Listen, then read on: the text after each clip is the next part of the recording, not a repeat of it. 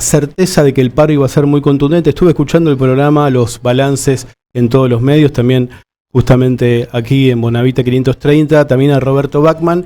Obviamente fue un paro súper contundente que tuvo un dato, me parece que no hay que soslayar y quiero remarcar que todas las centrales sindicales, las tres, sin vertientes que hayan marcado la diferencia, lo organizaron y lo llevaron adelante con mucha fuerza, se sintió muchísimo.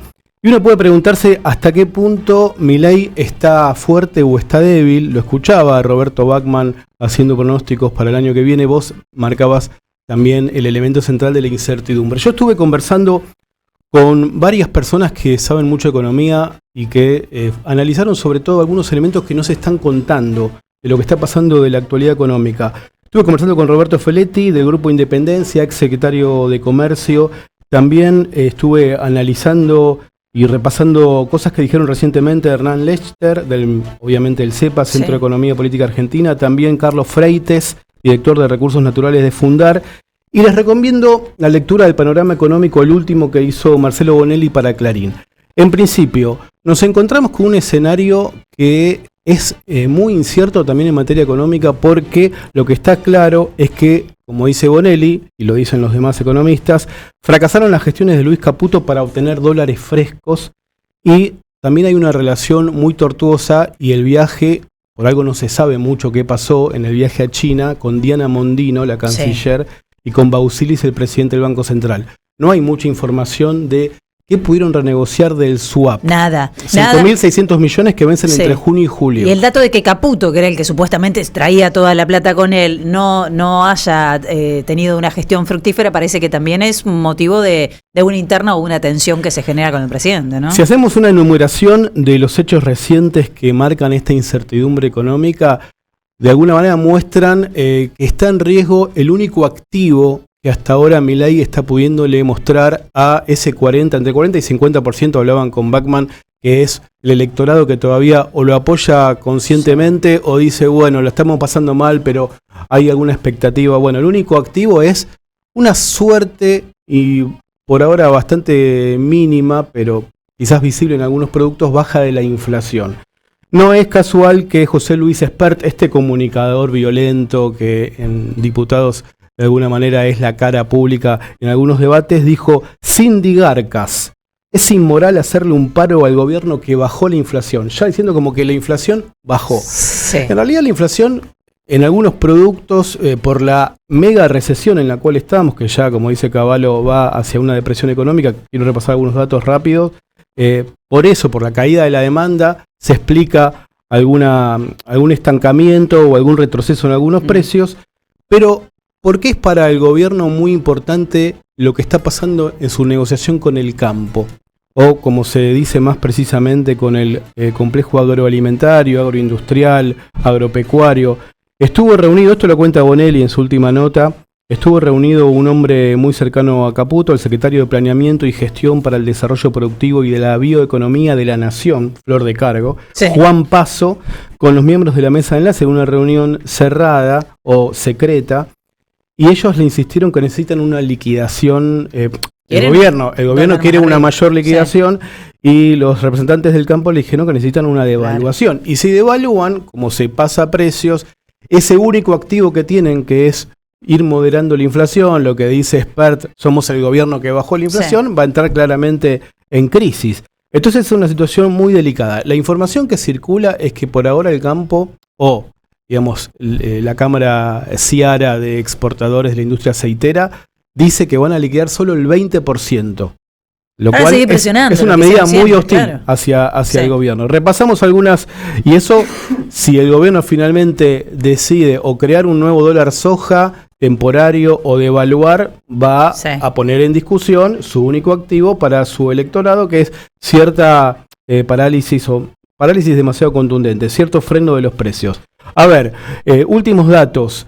En marzo del 2024 cayó el patentamiento de motos un 43%, la producción de autos un 29%, el índice de la construcción un 40%, los despachos de cemento un 43%, la actividad de las pymes industriales cayó un 11%. Un dato que me pasaban hace minutos, datos de principios de mayo comparado contra mayo del año pasado, 70% cayeron los insumos de la construcción, la venta de insumos de la construcción. En ese sentido, empieza a aparecer algo que a mí me remite al gobierno de Duhalde, ¿no? El gobierno de Duhalde lo que de alguna manera expresó fue se decía en aquella época, la puja entre devaluacionistas, ¿no?, y dolarizadores. Y también eso se expresaba entre los empresarios argentinos. Había algunos grupos empresarios argentinos que tenían temor de que hubiera una extranjerización de activos, ¿no? Decían, bueno, la crisis económica argentina es tan profunda que hay un riesgo de una extranjerización de los activos más importantes que tiene la estructura económica argentina. Uno hasta ahora lo que ha visto es que es un gobierno claramente antiindustrial, anti-consumo interno, por supuesto, ha paralizado la construcción con la caída o el freno total a la obra pública, pero la UIA tiene un actor que hasta ahora ha tenido un peso muy fuerte entre las pymes industriales, porque algunas son subsidiarias de esta empresa, que es una corporación que está en Luxemburgo, aunque a veces se la menciona como Argentina, que es Techint. Y Techint, como tiene funcionarios en el gobierno, tiene ministro de Trabajo, ni más exactamente, ni menos. Parecía, a pesar de que la política es claramente antiindustrial, frenar a los industriales para que no critiquen al gobierno. Bueno, es tan profunda la caída, tan profunda la mega recesión, que ya los industriales, la UIA, por ejemplo, empieza a hablar de que hay un sesgo anti-empresariado local. Justamente lo que está diciendo es que hay un riesgo de extranjerización de activos, como ocurrió ya, y acá los procesos parecen acelerarse, porque el gobierno de Menem, esto lo charlábamos con Feletti, tuvo una primera etapa de ingreso de dólares con las privatizaciones, claramente, y entonces ese ingreso de dólares permitió que hubiera los que tenían salario y empleo sostenido y no se habían quedado sin trabajo, tuvieron una etapa de cierto bienestar, que todos recordamos lo que tenemos cierta edad, pero a partir del 95, después de la reelección, le gana a Bordón, etcétera, empieza un proceso que ya en el 97 hay una derrota en la provincia de Buenos Aires de Graciela Fernández Mejide por el frepaso contra Chiche Duhalde, y es el momento de la extranjerización de activos y la crisis a partir del tequila, etcétera. Vamos a escuchar ahora a una de las personas con la que estuve conversando, que plantea que esta situación es tan delicada en lo que se llama la economía productiva, que a pesar del lobby de Techint para frenar las críticas de empresarios industriales, empiezan a alzarse voces, y me decía Roberto Feletti, es la persona que vamos a hablar, ex secretario de Comercio, que hoy pareciera que el sostén del gobierno son solo 3 empresas, poderosas ellas, que están en el mundo de la energía, pero muy angosto ese espacio de soporte para un gobierno que quiere transformar de esta manera tan desigual la Argentina. Vamos a escucharlo, a ver. Todo acá se termina resolviendo en las reservas que acumula el Banco Central, pero el núcleo, digamos, podemos denominarlo energético, asignado por Pan American Energy, Pampa Energía y Tech Petrol, en este caso del grupo Techint, junto a los fondos de inversión, que lo hemos hablado, que aparecen como los impulsores de un proceso de reformas como este a partir de la expectativa que se genera en torno al mercado de energía y en torno al mercado minerareo, pueden encontrar tensiones en todo lo que es el tejido industrial argentino, en todo lo que es el sector productivo y comercial ligado al mercado interno, y también en el sector agropecuario. Porque no nos olvidemos que en la segunda presidencia de Menem, y es inevitable hacer las referencias a los 90, después de la venta de activos públicos, la transferencia de activos públicos al sector privado, vino la extranjerización de los activos privados. Y eso tuvo impactos muy fuertes en el sector agropecuario. Entonces, hay que ver cuáles son los actores que están en este momento sosteniendo al gobierno de Milei. Bueno, los que mencionaste vos, esas 3 empresas. Y bueno, pero eso parece muy angosto. Bueno, parece muy angosto, decía Roberto Feletti, por el apoyo decidido, porque son beneficiados de Pan American Energy del grupo Bulgeroni, Pampa Energía del grupo de Marcelo Midlin y Tech Petrol del grupo Techint, 3 empresas energéticas. Y la gran pregunta, ¿qué pasa si te peleas con todo el sector de las pymes y no tan pymes industriales, menos Techint? Y si te peleas también, algo que no estaba previsto, con el complejo agroindustrial, con el complejo agroexportador. Justamente porque ellos te piden una devaluación y vos no se la podés dar porque perdés el único elemento para hacer campaña el año que viene, que es que logrés cierto freno de los precios. Una situación muy delicada. Vamos a repasar, y con esto cerramos, gracias Feli, que en los meses que se vienen, entre junio y julio, vence, por un lado, el swap chino de 5.600 millones de dólares, y también vencen, me repasaban algunos especialistas en estos temas de finanzas, deudas con el sector privado por 4.000 millones de dólares entre julio y agosto. El gobierno logró recomponer reservas tirando abajo de la mesa un montón de deudas que no quiere pagar. Incluso también la situación se ha tensado más hasta con empresas energéticas por el bono. Se está complicando porque no quieren el bono. Claro, por el bono que le ofrecen por la deuda de Camesa, que es un bono que hoy está a la mitad de su valor y que es para el año 38, o sea que faltan unos cuantos años para cobrarlo.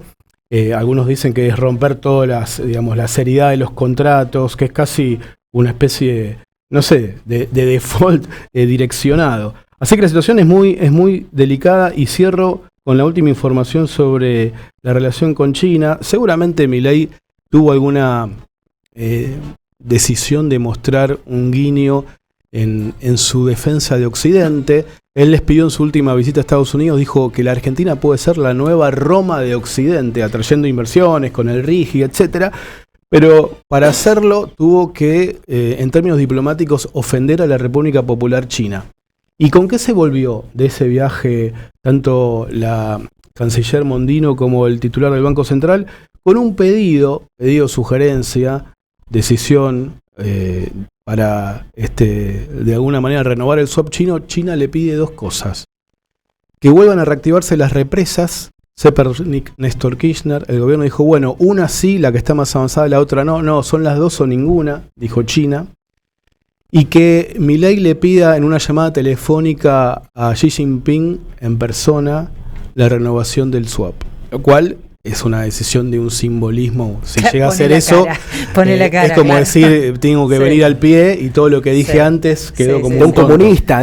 Así que quiero cerrar con esto después de aquella marcha universitaria de la cual ustedes hablaron y del paro impresionante de ayer, incluso en un momento donde hay una fragmentación de la clase trabajadora y hay un sector que tiene que forzosamente salir a trabajar y quizás hasta subjetivamente está más permeable a las ideas de Milei, incluso en ese escenario estamos ahora entrando a una zona de incertidumbre que puede tener efectos políticos claramente. Y empiezan a escucharse voces que hasta hace unos meses no criticaban a Milei y ahora lo critican duro en público. Muy bien, Martín, muchas gracias. Buen fin de semana. Acá te dicen, anda a laburar, Martín. Sí, te lo dicen los oyentes. Voy a laburar hoy a la noche. Sí, gracias por el chivo. Ya veo, no está Silvio Robles en la producción técnica, que es el que pone el sonido a la mañana. Bueno, sí, es el programa que hacemos con Julián Fava, con Facundo Cardoso, con Rodolfo Montes a la 1 de la mañana y en vivo. Los esperamos hoy a la 1 de la mañana. Así que es todo. Que anden por ahí, por favor. Se vienen a escuchar, vayan a lograr un clásico aparte de la radio. Gracias, querido Martín. Nos tiraste tantos números que nos vamos a quedar pensando. Los apabullé para un viernes. Condensaste los números de la semana, que son terribles, pero bueno, a saber, cayó más la economía que durante la pandemia. Es contundente. Baja la inflación, no sube el consumo. Es contundente también. Gracias, Martín. Nos vemos. Vamos a la tanda rapidito. Tenemos música en vivo enseguida. Deja tu mensaje en nuestra línea de oyentes de WhatsApp. 11 3200 0530. Somos Radio AM 530.